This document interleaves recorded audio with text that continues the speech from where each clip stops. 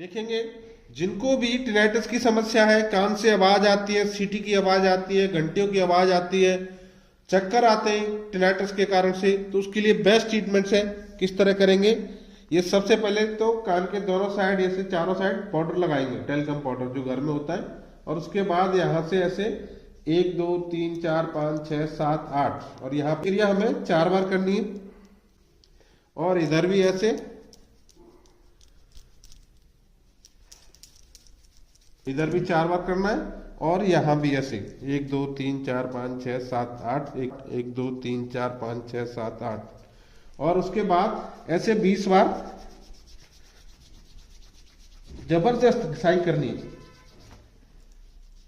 है और चारों साइड से।